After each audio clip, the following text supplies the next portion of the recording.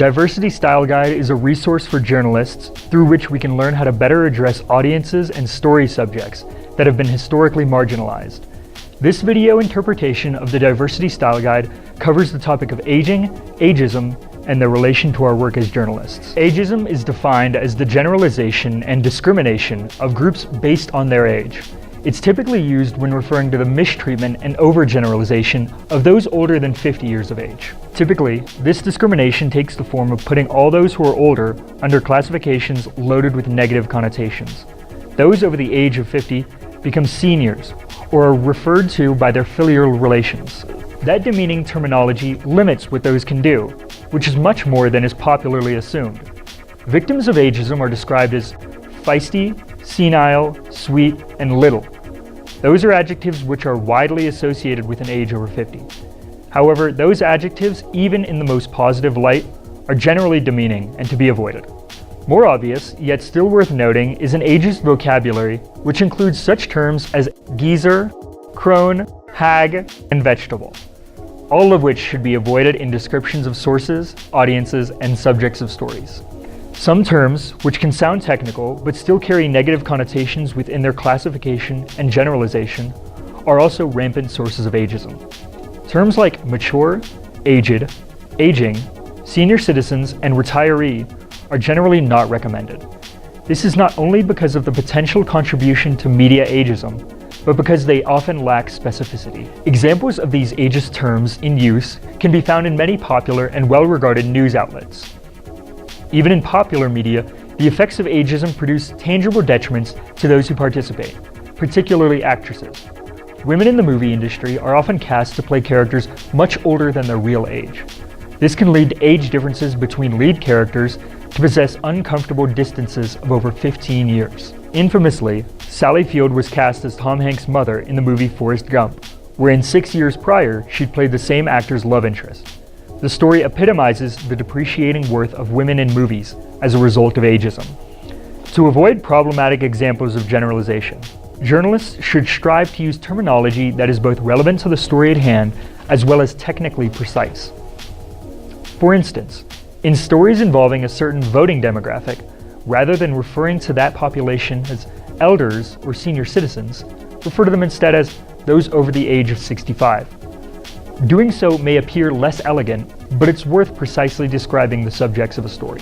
Conversely, it's important not to generalize younger groups of people as well, so as not to other age groups outside of those you might be discussing. Instead of young people, or the youth, terms like teenagers, or those between the ages of 18 to 24, are worth using in their stead.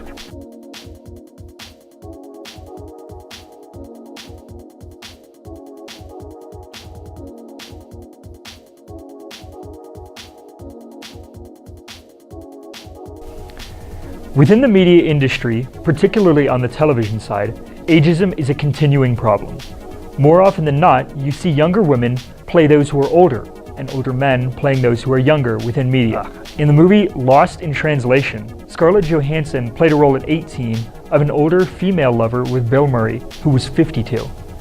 And in Silver Linings Playbook, Jennifer Lawrence was only 22, playing an older role while Bradley Cooper was 37. These are just few among the many examples of media wanting younger women to play the older roles.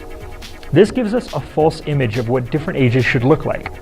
Women also get overlooked because women on television are invisible once they get older, because they're not looked at it being someone's daughter, child bearer, or sex object. As more and more people start watching TV, it affects them tremendously, especially if they're older.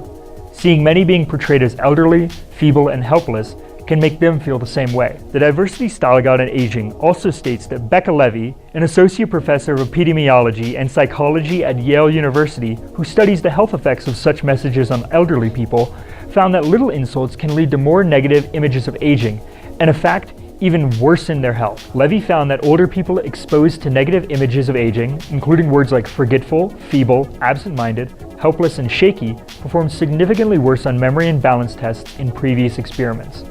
They also showed higher levels of stress. Hollywood employs the so-called second childhood stereotype when depicting older people. The second childhood stereotype is the tendency to associate childlike characteristics to the elderly.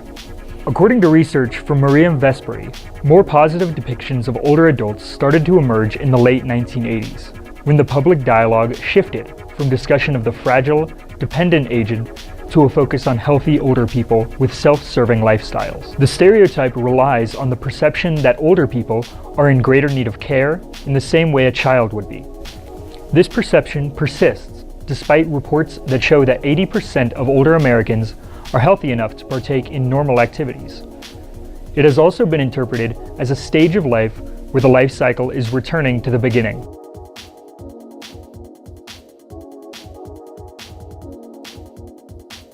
Popular culture often depicts elderly people and children together as though they share common personality characteristics. Many advertisements give the elderly the personalities, dress, and activities of children. Many drug advertisements also portray them throwing tantrums in the same way a toddler would. These presentations of the elderly can be problematic, as it robs them of their social and political influence that could otherwise be necessary for political and cultural reform by casting them in a weak light.